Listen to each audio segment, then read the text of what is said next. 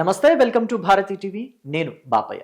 YSR Congress party పుట్టక ముందు, YSR Congress party పుట్టిన తర్వాత అని చెప్పేసి పాలిటిక్స్ ని, పొలిటికల్ ఇండస్ట్రీని డివైడ్ చేసుకోవచ్చేమో అనిపిస్తూ ఉంటుంది నాకు అప్పుడప్పుడు. ఎందుకని అంటే వైఎస్ఆర్ కాంగ్రెస్ పార్టీ పుట్టక ముందు పాలిటిక్స్ లో బూతులు ఉండేవి కాదు. వైఎస్ఆర్ కాంగ్రెస్ పార్టీ పుట్టక ముందు పాలిటిక్స్ లో పర్సనల్ అటాక్స్, పర్సనల్ విమర్శలు ఉండేవి కాదు. కేవలం సబ్జెక్టు గురించే మాట్లాడేవాళ్ళు. ఆధారాలు లేకుండా ఎటువంటి ఆరోపణలు చేసేవాళ్ళు కాదు. అలాగే బూతులు అస్సలు మాట్లాడేవాళ్ళు కాదు. ఎవరైనా ఒకవేళ పొరపాటుగానో ఆవేశంలోనో బూతులు మాట్లాడితే వెంటనే తేరుకొని క్షమాపణ చెప్పడమో, లేకపోతే ఆ ఆవేశం తగ్గిన తర్వాత క్షమాపణ చెప్పడమో జరుగుతూ ఉండేవి. ఫర్ ఎగ్జాంపుల్ చెప్పాలంటే అసెంబ్లీ సాక్షిగా చంద్రబాబు నాయుడిని ఒకసారి వైఎస్ రాజశేఖర రెడ్డి ముఖ్యమంత్రిగా ఉండగా, వైఎస్ఆర్ ముఖ్యమంత్రిగా ఉండగా చంద్రబాబు నాయుడు మీద అనుచిత వ్యాఖ్యలు చేశారు వైఎస్ఆర్. అయితే చంద్రబాబు నొచ్చుకున్నారని, ఆయన బాధపడ్డారని తెలుసుకున్న వైఎస్ఆర్ నెక్స్ట్ డేనే క్షమాపణలు కూడా చెప్పారు. అసెంబ్లీ సాక్షిగా చంద్రబాబుకి క్షమాపణలు చెప్పారు వైఎస్ఆర్. కానీ ఆ సంస్కృతి అంతా ఏమైపోయింది? వైఎస్ఆర్ అనే పేరు పెట్టుకున్న వైఎస్ఆర్ కాంగ్రెస్ పార్టీ ఎందుకని ఆ పేరులో ఉన్న సంస్కారాన్ని తీసుకోలేకపోతుంది? వైఎస్ఆర్ కాంగ్రెస్ పార్టీ అంటేనే బూతుల పార్టీ అనే విధంగా ఎందుకు పరిస్థితులు మారిపోతున్నాయి? అసెంబ్లీ సాక్షిగా బూతులు మాట్లాడిన నేతలు లేరా వైఎస్ఆర్ కాంగ్రెస్ పార్టీలో? సరే, ఇక అసెంబ్లీలోనే ఆ స్థాయిలో మాట్లాడితే మిగిలిన నాయకులు, ఆ పార్టీ సానుభూతి పరులు ఏ స్థాయిలో మాట్లాడతారు అనే విషయాల్ని ప్రత్యేకించి చెప్పక్కర్లేదు. నేను ఇవాళ ఈ వీడియోకి టైటిల్ కూడా పెట్టాను. మామూలుగా అయితే నేను ప్రతి వీడియోకి ఏం టైటిల్ పెట్టాను, ఎందుకు అలాంటి టైటిల్ పెట్టాను, థంబ్నెయిల్లో ఏం పెట్టాను అనేది కూడా ఫస్ట్ ఎక్స్ప్లెయిన్ చేస్తాను. కానీ ఈ వీడియోకి నేను ఎక్స్ప్లెయిన్ చేయదలుచుకోలేదు. ఎందుకని అంటే అంత రోత టైటిల్ అనమాట. అంత రోత మాటలు వాడారు కాబట్టి నేను టైటిల్లో పెట్టాల్సి వచ్చింది. సో ఇకపోతే ఇదిగోండి, మీకు తెలుసు పంచ్ ప్రభాకర్, ఈయన వైసీపీ సానుభూతి పరుడు. అలాగే శ్రీరెడ్డి, ఈవిడ కూడా వైసీపీ సానుభూతి పరురాలు. ఈయన కూడా వైసీపీ సానుభూతి పరుడే. ఈయన పేరు బోరుగడ్డ అనిల్. అలాగే ఈయన కూడా వైసీపీకి సంబంధించిన వ్యక్తే. ఈయన పేరు వర్ర రవీందర్ రెడ్డి. వీళ్ళంతా కూడా, ఇప్పుడు నేను చూపించిన నలుగురు కూడా వైఎస్ఆర్ కాంగ్రెస్ పార్టీలో వైఎస్ జగన్మోహన్ రెడ్డికి కవచంలాగా పనిచేస్తారు. అయితే ఆ కవచాన్ని జగన్మోహన్ రెడ్డే తయారు చేసుకున్నాడా, లేకపోతే సజ్జల రామకృష్ణారెడ్డి తయారు చేసి ఆ కవచాన్ని జగన్మోహన్ రెడ్డి చుట్టూ ఉంచాడా అనేది అర్థం కాని ప్రశ్న. ఎందుకు కవచం అంటున్నాను అనంటే, జగన్మోహన్ రెడ్డి గురించి అటు చంద్రబాబు కానీ, పవన్ కళ్యాణ్ కానీ, లోకేష్ కానీ, షర్మిల కానీ ఎవరు మాట్లాడినా సరే, ఎవరు జగన్మోహన్ రెడ్డిని విమర్శించినా సరే ఖచ్చితంగా వీళ్ళంతా తెర మీదకి వస్తారు. ఒక బోరుగడ్డో, లేకపోతే ఒక పంచ్ ప్రభాకరో, ఒక వర్ర రవీందర్ రెడ్డో, లేకపోతే ఒక శ్రీరెడ్డో. ఈ మధ్య అయితే శ్రీరెడ్డి అలాగే బోరుగడ్డ వెనక్కి తగ్గారు, కానీ ఇంకా పంచ్ ప్రభాకర్ మాత్రం వెనక్కి తగ్గడం లేదు. జగన్మోహన్ రెడ్డిని ఎవరు విమర్శించినా సరే వాళ్ళ మీద పచ్చి బూతులతోటి, అసలు నరమానవుడు వినలేని బూతులతోటి, అసలు ఆ బూతులు వింటే వైఎస్ఆర్ కాంగ్రెస్ పార్టీ డిఎన్ఏలోనే బూతులు ఉన్నాయా, వాళ్ళ నరాన బూతులు ఇంకిపోయి ఉన్నాయా అని చెప్పి అనిపిస్తూ ఉంటుంది.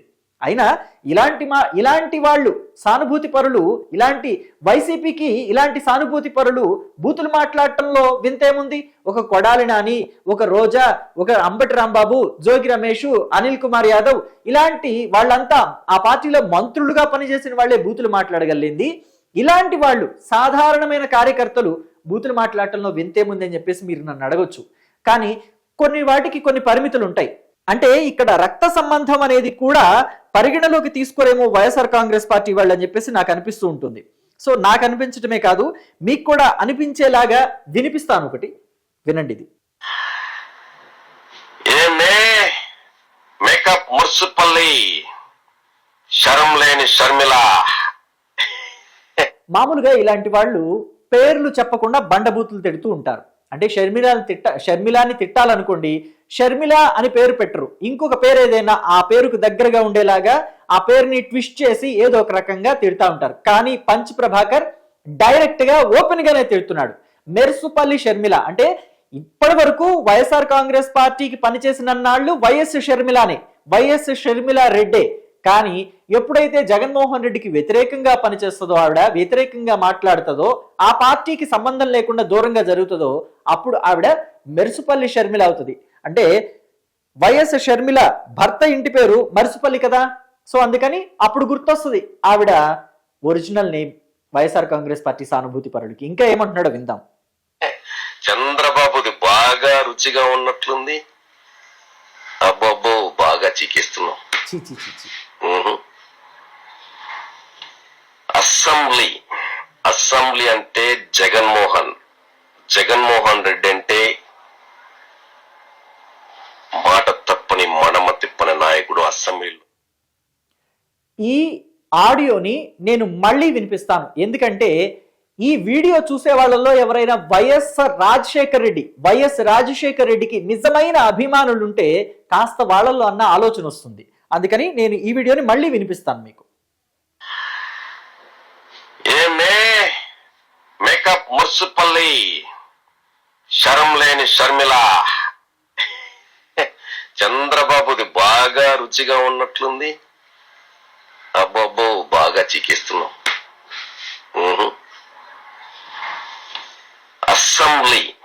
అసెంబ్లీ అంటే జగన్మోహన్ రెడ్డి అంటే మాట తప్పని మడమ తిప్పని నాయకుడు అసెంబ్లీలో.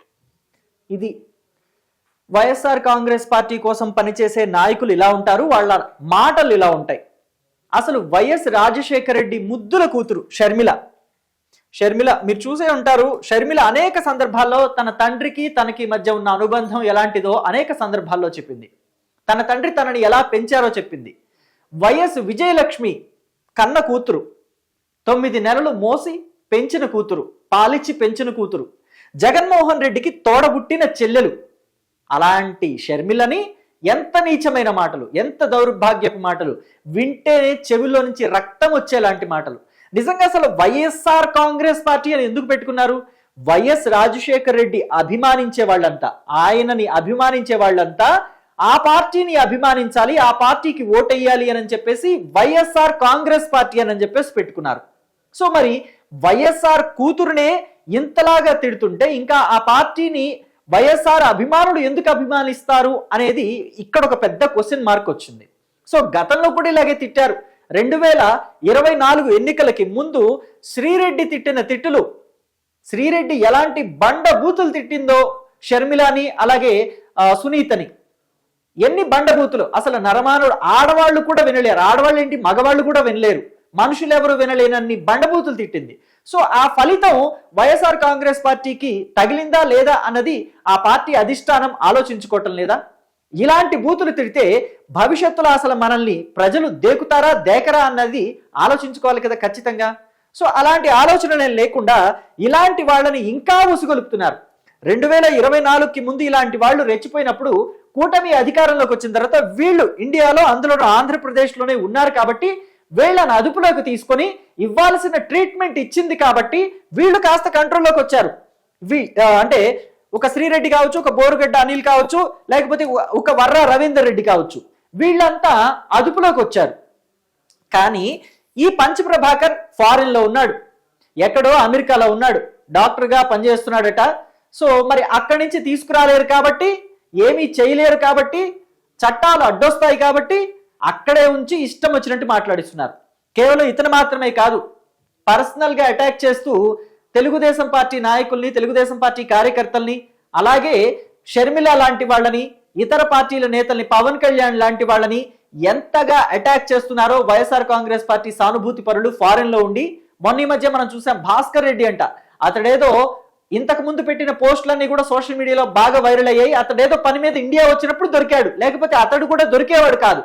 సో ఇంకా పంచ్ ప్రభాకర్ లాంటి వాళ్ళు, ఇంకా దొరకాల్సిన వాళ్ళు చాలా మంది ఉన్నారు. మరి ఎప్పుడు ఆ పాపం పండుతుందో, ఎప్పుడు వాళ్ళు ప్రభుత్వం చేతికి చిక్కుతారా అని చెప్పేసి తెలుగుదేశం పార్టీ కార్యకర్తలు, జనసేన పార్టీ కార్యకర్తలు, కాంగ్రెస్ పార్టీ వాళ్ళు కూడా ఇప్పుడు ఎదురు చూస్తున్నారు. ఎందుకంటే కాంగ్రెస్ పార్టీలో ఉన్న షర్మిలాని పంచ్ ప్రభాకర్ ఆ స్థాయిలో టార్గెట్ చేశాడు కాబట్టి.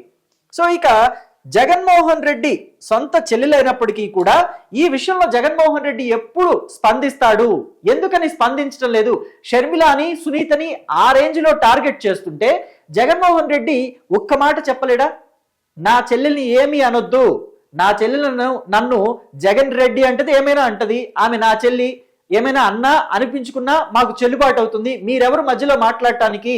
రాజకీయంగా మాట్లాడితే మీరు డిఫెండ్ చేయగలిగితే రాజకీయంగా డిఫెండ్ చేయండి ఆమెని, అంతే తప్ప పర్సనల్ గా అటాక్ చేయొద్దు, నీచమైన మాటలు మాట్లాడొద్దు, మాట్లాడారంటే ఉపేక్షించేది లేదు అని చెప్పేసి ఇంతవరకు జగన్మోహన్ రెడ్డి ఒక్క మాట అయినా చెప్పాడా మీడియా ముందుకు వచ్చి? ఎందుకని చెప్పటం లేదు?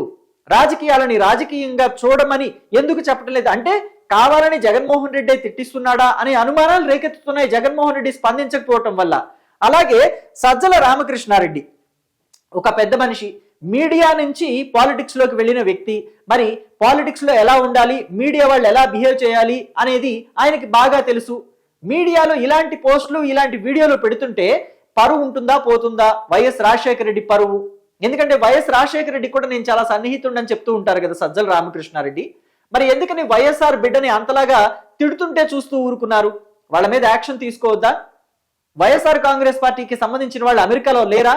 ఎందుకని పంచప్రభాకర్ ఇలా మాట్లాడుతున్నాడు? వెళ్ళి ఒక్కసారి ఆయనతో కలవండి, ఆయనతో కూర్చొని మాట్లాడండి, ఇలాంటి మాటలు మాట్లాడొద్దని చెప్పేసి గట్టిగా వార్నింగ్ ఇవ్వండి అని చెప్పేసి ఎందుకని వైఎస్ఆర్ కాంగ్రెస్ పార్టీ వాళ్ళు చెప్పలేకపోతున్నారు? అంటే వాళ్లే కావాలని మాట్లాడిస్తున్నారు అనుకోవాలా, లేకపోతే వాళ్ళ వల్ల అవ్వటం లేదనుకోవాలా? ఇక ఇక్కడ స్పందించాల్సిన వ్యక్తులు కూడా ఉన్నారు. ప్రస్తుతం ప్రభుత్వంలో ఉన్న నారా చంద్రబాబు నాయుడు, అలాగే నారా లోకేష్, పవన్ కళ్యాణ్. షర్మిలని ఇన్ని మాటలు అంటున్నప్పుడు ఖచ్చితంగా అంటే ఎవరి ఆడబిడ్డైనా ఆడబిడ్డే, ఆడబిడ్డల జోలికి వస్తే తాట తీస్తాను అని చెప్పేసి లోకేష్ శాసన మండలిలో చెప్పారు కదా. సో మరి లోకేష్ కి అటు కేంద్రంతో కూడా మంచి సత్సంబంధాలు ఉన్నాయి.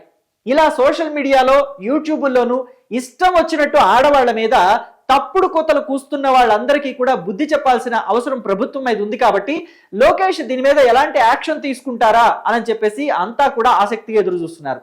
అయితే అటు జగన్మోహన్ రెడ్డి సొంత చెల్లెల విషయంలో స్పందించలేకపోయినా కనీసం లోకేష్ అయినా స్పందిస్తారా? లోకేష్ అయినా స్పందించి ఇలాంటి వాళ్ళ నోటికి అడ్డుకట్ట వేస్తారా? ఒక గట్టు తెగిన మురుక్కాలలాగా ఇలాంటి వాళ్ళు ఎలా అయితే విరుచుకు పడుతున్నారో, ఇలాంటి వాళ్ళు ఎలా అయితే బరి తెగించి మాట్లాడుతున్నారో వీళ్ళందరి నోటికి తాళం వేసే రోజులు దగ్గరలో ఉన్నాయా లేదా అని చెప్పేసి అంతా కూడా ఆసక్తిగా ఎదురు చూస్తున్నారు. ఇక వర్రా రవీందర్ రెడ్డి అయితే ఇతడు జగన్మోహన్ రెడ్డి ఫ్యామిలీకి కూడా అంటే జగన్మోహన్ రెడ్డికి వైఎస్ భారతీరెడ్డికి కూడా చాలా క్లోజ్ అని చెప్పేసి సమాచారం. అయితే ఇతడు ఎలాంటి కామెంట్స్ పెట్టాడు, ట్విట్టర్లో ఎలాంటి కామెంట్స్ పెట్టాడు అని చెప్పేసి మీరు ఒక్కసారి చూడండి. ఇదిగోండి, నేను ఆ బూతుల దగ్గర డాష్ అని పెడతాను. కమ్మరాజ్యంలో బాపన డాష్ సినిమా ప్రారంభోత్సవం ముహూర్తం షో తీసిన టైగర్ ఆర్జీవి. ఇది ఆయన మాట్లాడే మాటలు. అంటే ట్విట్టర్లో పెట్టింది అనుకుంటా ఇవన్నీ కూడా. సొంత అన్నను వదులుకొని సొంత అన్నను పట్టుకొని జగన్ రెడ్డి అంటున్నావు ఏంటే డాష్ డాష్. కమ్మగా బొల్లిగాడి దగ్గర ప్యాకేజీ మింగినావా, అందుకే నీ కొడుకు కమ్మ డాష్ నాకుతున్నాడా. అంటే షర్మిల కొడుకును కూడా వదలలేదు. షర్మిల వైఎస్ఆర్కి పుట్టిన బిడ్డ కాదు, వైఎస్ విజయమ్మ బిడ్డ మాత్రమే. ఎవరితో డాష్ కన్నదో విజయమ్మని అడగండి, ఎవరితో డాష్ కన్నదో విజయమ్మనే అడగండి. ఇక కాపు నా కొడుకులను నమ్ముకున్న జగనన్న డాష్ కుడిపేస్తారు, వంగవీటి రాధాగాడిని తీసి డాష్ కాపులందరినీ బయటకు తోసయ్యండి. సో ఇవి వీళ్ళ మాటలు. షర్మిల ఆస్తి ఇదిగోండి, షర్మిలకి ఆస్తి మొకాన డాష్ ఇతే డాష్ మూసుకొని మళ్ళీ తెలంగాణ డాష్ డాష్. డబ్బు కోసమే గబ్బు చేస్తున్నది డాష్. ఎన్నికల ముందు ఇదంతా అవసరమా నీకు? బాపన డాష్. బాపన అంటే బ్రాహ్మలు అని అర్థం. రాయలసీమలో బ్రాహ్మణులని బాపనోళ్ళు అంటారు. సో ఇన్ని బూతుల మీరు ఇక్కడ చూడొచ్చు కూడా. అసలు విజయలక్ష్మిని కూడా వదలలేదు. వైఎస్ విజయలక్ష్మి, వైఎస్ రాజశేఖర్ రెడ్డి భార్య, ఆయనతో కాపురం చేసిన ఆయన భార్య, ఆవిడ్ని కూడా వదలలేదు. ఆవిడ శీలాన్ని కూడా అడ్డంగా శంకించేశారు. ఆవిడ శీలం మీద కూడా నిందలు వేసేశారు. వైఎస్ఆర్కి షర్మిల పుట్టుకకి ఎటువంటి సంబంధం లేదు అని చెప్పేసి. ఇది ఎంత నీచాతి నీచం. మరి వీటి మీద ఎప్పుడైనా జగన్ స్పందించాడా? ఎప్పుడైనా జగన్ ఒక్క పల్లెత్తి ఒక్క మాటన్న మాట్లాడా? ఇలాంటివి ఇంకొకసారి కనిపిస్తే ఉపేక్షించమని చెప్పేసి ఒక వార్నింగ్ అన్న ఇచ్చాడా? సో వైఎస్ఆర్ కాంగ్రెస్ పార్టీ ఎందుకు ఇలాంటి రాజకీయాలు చేస్తుంది? రాజకీయాలని ఎటు తీసుకెళ్దామని వైఎస్ఆర్ కాంగ్రెస్ పార్టీ ప్రయత్నిస్తుంది. జగన్మోహన్ రెడ్డి కనీసం చెల్లెలికైనా బాసటగా నిలబడలేదు అని అంటే రాష్ట్ర మహిళల పట్ల ఎలా బాసటగా నిలబడతారు అనే అనుమానాలు రావా? సో వీటన్నిటి మీద మీ అభిప్రాయాన్ని కమెంట్ బాక్స్లో తెలియచేయండి. Thank you.